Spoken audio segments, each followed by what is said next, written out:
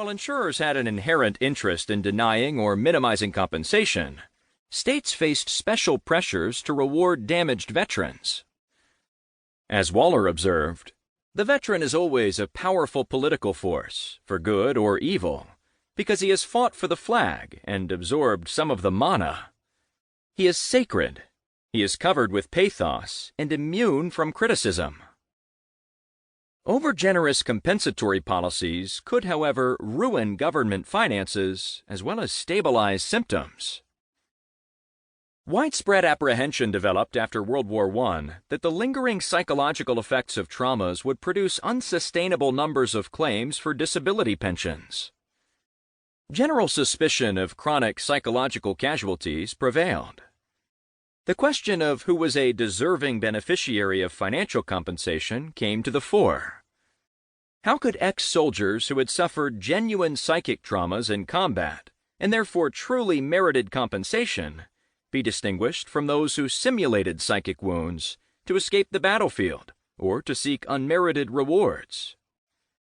Increasing pension costs for treating war neurotics created deep alarm in many nations. In the decade following the war, more than 100,000 British ex-servicemen applied for pensions due to shell shock. By 1918, about 6% of British pensions had been awarded for this condition.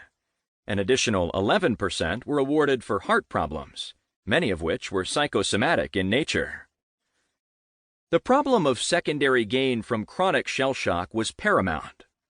A British commission that investigated the implications of shell shock for post-war society concluded that this class of case excited more general interest, attention, and sympathy than any other, so much so that it became a most desirable complaint from which to suffer. A committee formed in 1939 to investigate the problem of pensions for shell-shocked veterans concluded, "There can be no doubt that in the overwhelming proportion of cases, these patients succumb to shock because they get something out of it." German psychiatrists expected that traumatic neuroses among people who were not otherwise predisposed to become neurotic would rapidly clear. Therefore, soldiers with chronic conditions must have some pre-existing infirmity that made them already prone to become neurotic. One psychiatric advisor to the War Ministry claimed that his review of 463 neurasthenic pensioners showed that 57% had served at home only, and 59% had a pre-war history of neurotic illness or tendency. Other German psychiatrists thought that shell shock victims were cowards and malingerers. In the United States, after the initial victory parades, veterans returned to a hostile social climate marked by widespread unemployment, political intolerance, and growing ambivalence about the costs of American victory. At the end of 1919, psychological cases constituted about 40% of all hospitalized veterans. As in Europe, concern grew over the pension costs and widespread fraud that claims of war-related psychic damage might involve. Two veterans organizations, the American Legion and the Disabled American Veterans of the World War, were major advocacy groups.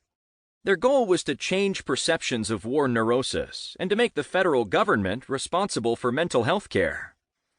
These groups took special interest in shell-shocked veterans, portraying mentally disturbed soldiers as honorable men, overwhelmed by the horrors of war. They directed their lobbying efforts for veterans toward obtaining better pensions, generous civil service preferences, and expanded eligibility for federal programs. They were often successful.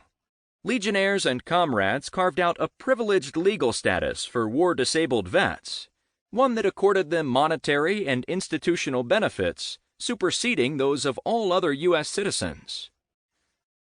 The lobbying efforts of these groups led the federal government to recognize the need to deal with disabled vets on an ongoing and permanent basis. Rehabilitation programs that strove to make incapacitated veterans useful citizens who could work, and thus be saved from unmanly forms of dependency, became firmly embedded in U.S. policy. The rehabilitation movement of World War I marked a major turning point in the development of the veterans' welfare state. It institutionalized the federal government's obligation to restore disabled veterans to a state of masculine productivity.